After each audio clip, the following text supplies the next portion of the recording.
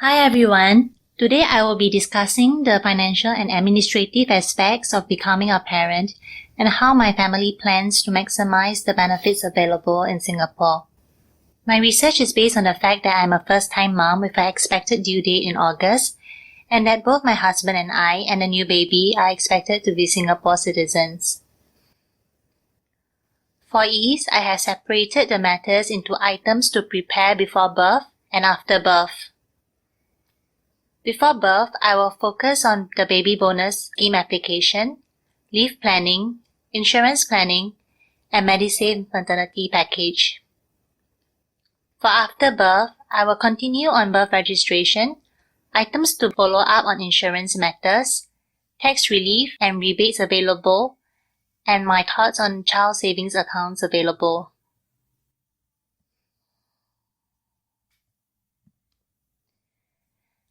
The Baby Bonus Scheme is a Singapore government initiative that aims to incentivize couples to have children by reducing the financial cost of raising them. You can apply for the scheme 8 weeks in advance. The scheme contains two main portions, the cash gift and the child development account. For the cash gift, we are entitled to 11K for our first child, and this would be disbursed into the assigned parent's bank account. We plan to allocate the first 3K disbursement to offset the cost of confinement lady and the next 4K disbursement to the CDA account to maximize the government dollar-for-dollar matching incentive. The remaining balance will be earmarked for the kids' future spending such as childcare. For the CDA portion, aside for the 4K dollar-to-dollar matching mentioned earlier, the government will also provide a 5K deposit upon birth. To receive the benefits, you will need to set up a CDA account with either POSB, OCBC, or UOB. We choose to focus on POSB and OCBC as we have existing savings accounts with them.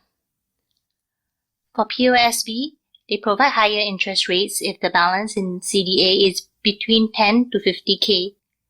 However, there are about 2 times more participating merchants under OCBC. And OCBC also provides an additional 0.2 interest rate if we choose to open a child savings account with OCBC in the future. In the end, we chose to go with OCBC as we do not intend to have more than 10K in the CDA account. This is because the funds in the CDA is limited to certain users and will be transferred into PSEA account eventually. Personally, we prefer to have a more accessible account for our child's fund. Once we have decided on the bank, we set up a few future dated bank transfer adding up to a total of 4K in line with the expected baby bonus cash payout to automate the savings after birth as well. Now let's discuss leave planning.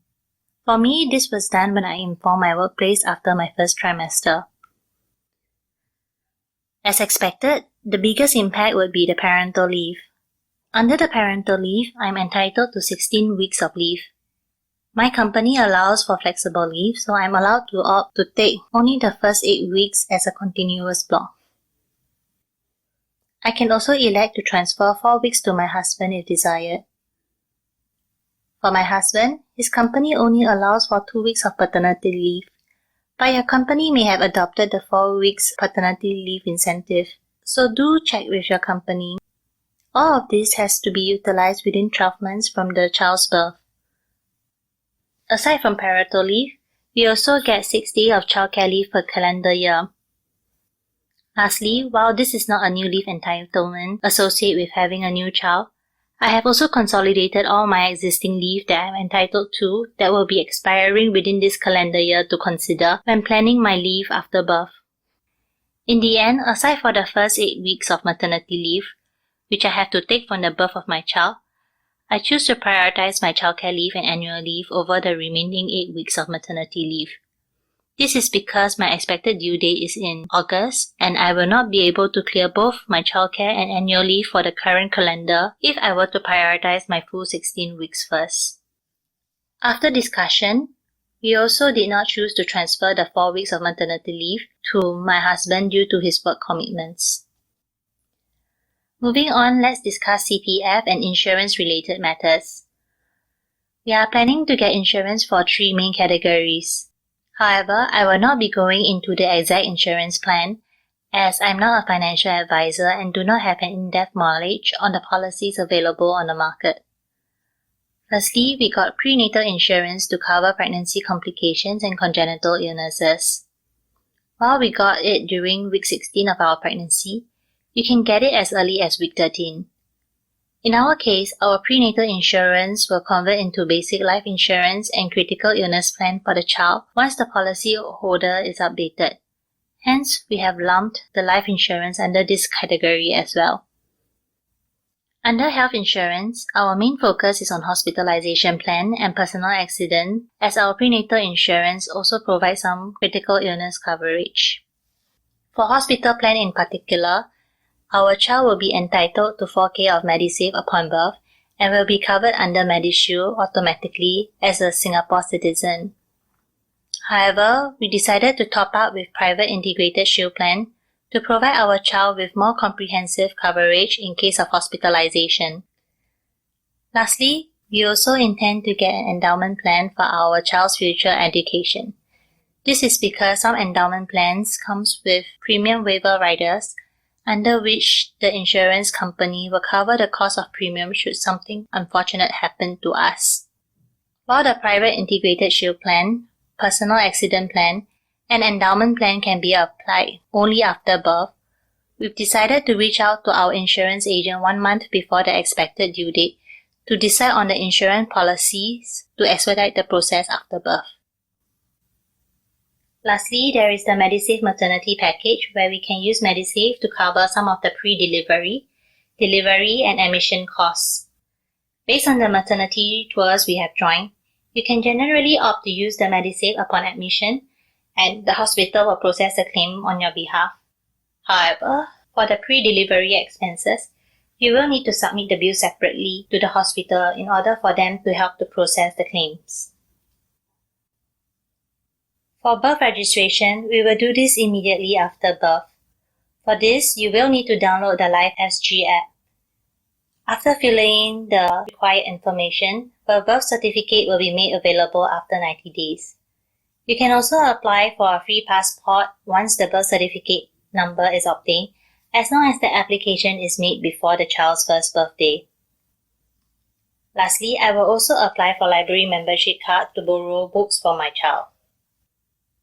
After the birth registration, we will also be following up with our insurance agent to update the policy holders for the prenatal insurance and to apply for the private integrated shield plan, the personal accident plan, and the endowment plan. Further down the road in March and April next year, I will also be looking through the tax rebates and reliefs available to both of us. The tax rebates and relief can be sorted into 2 main categories, available to both parents and those available to mothers only. For both parents, we have the parenthood tax rebates, which is a one-time off rebate of 5K, and the qualifying child relief of 4K per annum. Do know that only one parent can claim the rebates and relief.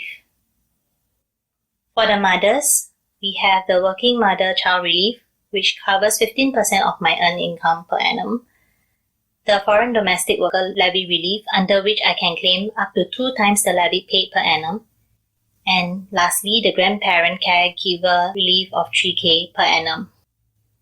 As my husband is the higher earner, we will be allocating all the reliefs and rebates that are available to both parents to him to maximize the overall tax benefits for the family.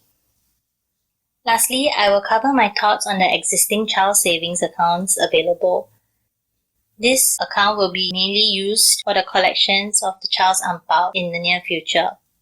Similar to CDA, I will only be focusing on OCBC and POSB, as we have existing savings accounts with both banks.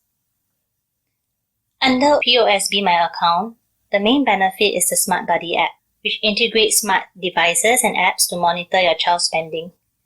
This is very useful as I heard that most of the primary school are going cashless nowadays. However, their interest is fixed at 0.05%, which is very low. Under the OCBC Mighty Savers, the main benefit is the higher interest rate of 0.3%. Personally, after careful consideration, I do not find either option to be attractive due to the low interest rates. While the Smart Buddy app under OCBC is intriguing, my child has no immediate use for it, and the technology might be very different when my child is of primary school age. Opening a new account will also mean having to track another account separately. Therefore, I decided to use my existing OCBC 316 account to store my child's angpao instead in the near future. This is because OCBC have a saving goals function which allow for clear demarcation of funds set aside. As the balance is also taken into account when computing the bonus interest rate, it will be subjected to the higher interest rate of at least 2% as well if you were to credit your salary.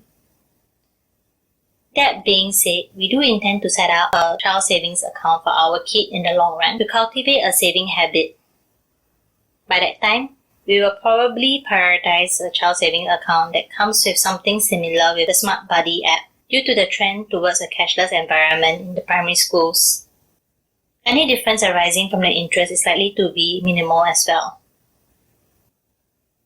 As the benefits provided by the various banks will probably change over the years, we will probably relook at this when our child reaches 6 years old. And with that, we have come to the end of the video. Thank you for staying to the end, and I hope this helps other first-time parents as well. For more information, I have included some of the useful links in the description box. I'll see you in my next video.